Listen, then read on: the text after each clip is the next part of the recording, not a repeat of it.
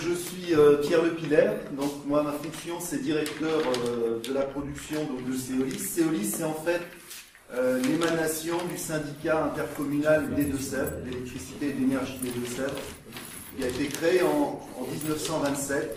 Et donc nous sommes, on va dire, le fournisseur historique, l'opérateur de réseau historique des Deux-Sèvres. C'est ça nos racines. Donc nous faisons partie du cercle important aussi à côté qui existe et qui préexistait à EDF, donc des entreprises dites locales de distribution. Donc je vais vous présenter en fait une expérience qui s'appelle Esther, qui est une expérience de territoire et qui en fait s'appuie sur un modèle économique. Donc je suis en charge, il faut vous dire que c'est une réalisation en fait tripartite qui s'appuie sur 3 partenaires que je vais représenter ici. Donc j'ai cité donc Seolis qui est mon entreprise. Il y a aussi donc la région qui est à la base de ce projet qui a été présenté, qui s'appelle Esther. Donc Esther, c'est l'acronyme en fait d'électricité solaire des territoires. Donc on est dans une approche véritablement locale puisqu'il y a le mot territoire. Le 3e acteur est un opérateur développeur de photovoltaïque de rang, on va dire, d'abord national mais aussi international, qui s'appelle Solaire Direct. Donc, que je représenterai en leur absence, donc région que je dois excuser, et puis Solaire Direct. Alors, un problème d'affichage, je vais corriger. On ne voit pas tout. Donc, en fait, l'expérience que je vais vous présenter, c'est en fait le fruit d'un travail tripartite de partenariat. Pour vous le résumer, c'est un schéma en fait qui est un contrat de gré à gré d'achat d'électricité, si je devais le résumer en un mot. Contrat d'achat d'électricité de gré à gré sur une durée de 30 ans.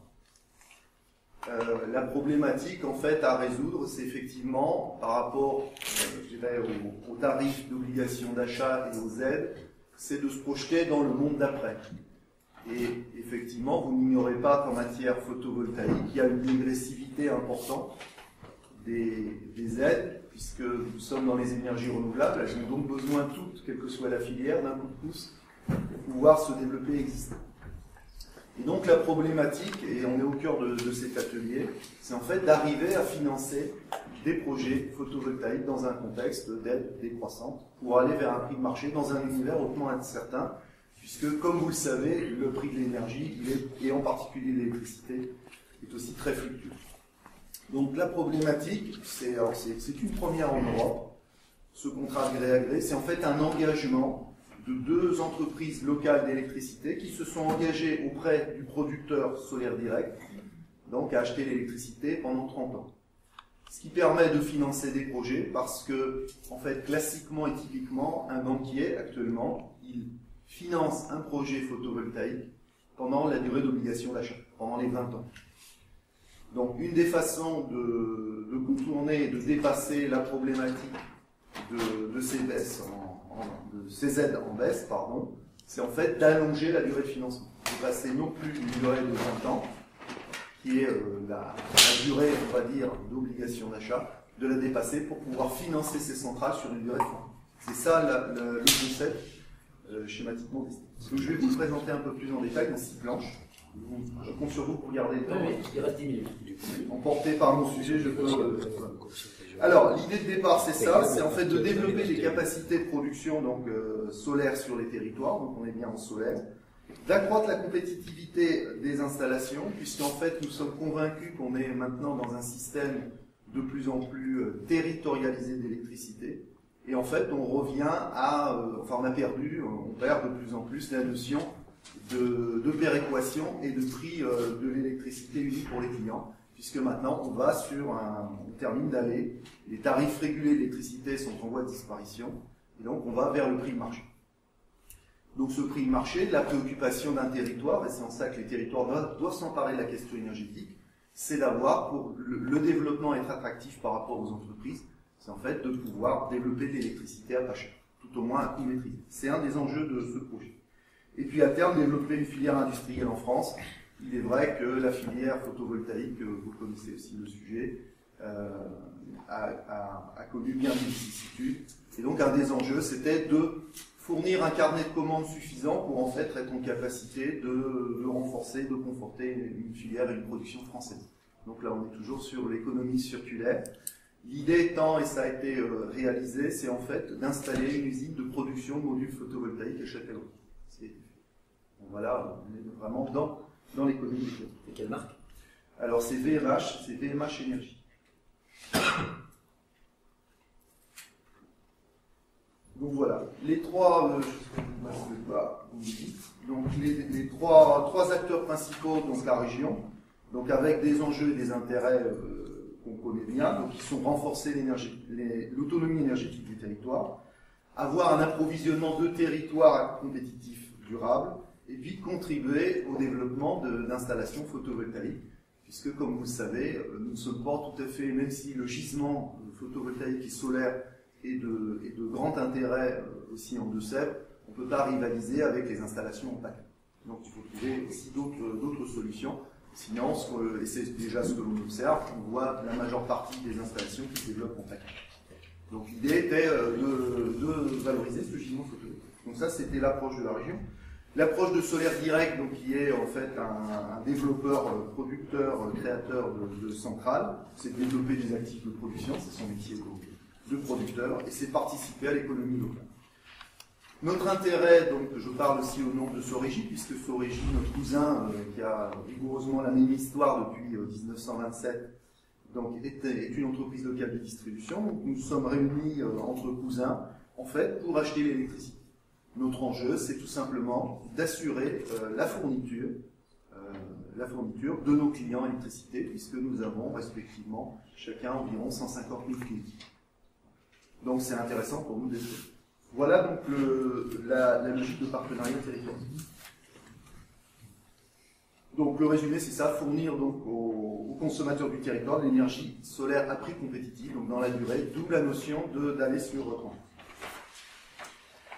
Donc la mécanique est la suivante. Il y a deux modèles. Il y a un modèle de financement et un modèle économique. Donc le modèle économique, c'est en fait un contrat de vente, je vous l'expliquais, d'électricité solaire donc sur 30 ans et non plus sur 20 ans. C'est-à-dire que Céolis comme Sorégie s'engagent à acheter, y compris avec tous les aléas de prix de marché, s'engagent à acheter au-delà de la période des 20 ans garantie par l'État de l'électricité, quelle que soit la fluctuation du marché. Donc la société, ça passe par la création d'une société de projet, une SPV, donc qui va être constituée par la centrale. Et puis il va y avoir des investisseurs. Donc dans les investisseurs, la région avec Solaire Direct donc, a créé une société d'économie mixte qui s'appelle Ester, l'électricité solaire des territoires, qui s'est constituée en fait dans un pôle d'investisseurs. Donc ils sont co-actionnaires de cette structure, de cette société d'économie mixte, qui va porter des financements et qui va aussi faire appel à d'autres investisseurs, qui peuvent être les ELD, Céolis, Sorégie, le cas échéant. Mais dans ce modèle-là, l'originalité, c'est que nous achetons l'électricité, mais en même temps, nous ne sommes pas obligés d'investir. C'est un libre choix que nous avons. Je vais l'illustrer donc en fait par la réalisation en fait de Tipper Solaire 3, donc, que vous avez visité pour la plupart d'entre vous. Donc très concrètement, nous sommes rentrés dans un schéma d'investisseurs. Donc l'ACEM Ester a bénéficié et apporté du financement, donc aux côtés de la BPI, au travers d'une structure qui s'appelle le Fonds de résistance photovoltaïque. Donc dans les... Désolé, je vous masse. Ça va? C'est bon? Donc nous avons deux investisseurs, donc l'ACEM Ester, donc, qui est complété en fait par le fonds d'investissement. Bon, il faut que j'ai vraiment plus. Donc un projet de taille importante à financer, donc 11 millions d'euros pour la centrale que vous avez vue, et un contrat d'achat. Alors, nous arrivons au cœur du sujet. Je vais vous demander un petit peu de vous accrocher. Alors, nous sommes en fait dans un schéma en deux temps. Vous avez une première courbe, une première partie de temps qui est figurée en bleu, qui est en fait la période d'obligation d'achat. Donc, la centrale, en fait, a été négociée sur la base, pour les plus connaisseurs, d'un tarif T5, qui était de 105 € du mégawattheure, donc qui est un tarif d'achat obligé. C'est-à-dire que régulièrement, quand on est dans la problématique du financement d'aller voir un banquier, le banquier, lui, il est très content parce qu'il sait que pendant 20 ans, le tarif va être garanti par l'État. Après se pose deuxième période, la période de 20 à 30 ans. Cette période de 20 à 30 ans, donc, ce qui a été proposé, c'est l'originalité du dispositif, c'est en fait de créer en fait un mécanisme de tunnel de prix. Je vais essayer de le rendre simple. Donc le prix de l'électricité, d'une façon générale, dans la période de 20 à 30 ans, donc après l'obligation d'achat, donc en fait s'inscrit sur un prix de référence qui est le prix de gros de l'électricité. Et donc dans l'accord que nous avons négocié, je ne pourrais pas vous donner les détails parce que je suis tenu à la forte confidentialité, donc les entreprises locales de distribution bénéficient d'une certaine décote, qui donne notre intérêt, c'est-à-dire qu'en fait l'électricité elle est calée, le référentiel est sur le prix de gros de l'électricité, mais en fait on a une décote, on paye un peu moins cher que ce prix de référence. La difficulté de cette période, c'est qu'on est sur un marché libre, et donc il faut caper ça dans un système de tunnel. Donc vous avez en fait un tarif plancher dont le banquier a besoin. Parce que le banquier, il est d'accord pour financer sur 30 ans, mais à condition d'avoir des recettes garanties. Donc en fait, le prix plancher qui est figuré là, dans le tunnel orange, vous avez un prix plancher qui est en fait un prix garanti au banquier. Ce qui fait que le projet va pouvoir être financé. C'est-à-dire qu'on s'engage, quoi qu'il arrive, à payer l'électricité à un certain niveau.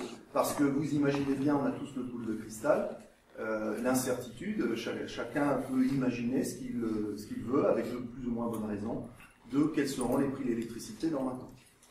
Chacun sait vous. Donc il faut la caper. Le banquier, lui, pour pouvoir prêter sur 30 ans, il dit, moi je veux un revenu minimum garanti. Donc c'est l'objet de ce projet. Et puis nous, producteurs, quand on acheter sur 30 ans, on est en concurrence d'achat. Donc on peut soit être producteur nous-mêmes, soit trouver d'autres sources d'achat. Donc on a besoin aussi de limiter notre risque. Donc c'est la logique du prix plafond, du tunnel orange que vous avez. C'est-à-dire qu'en fait, si les prix de gros de l'électricité montaient dans 30 ans à 500 €, 1500 €, son bouchon encore plus loin, du mégawattheure, il est hors de question, nous n'avons pas les moyens, en tant que ED, ça serait économiquement pas rationnel d'acheter l'électricité 1500 € du mégawattheure. Donc en fait, on a convenu en fait d'un prix plafond au-delà duquel on ne paiera pas l'électricité. On n'achètera pas l'électricité. Voilà.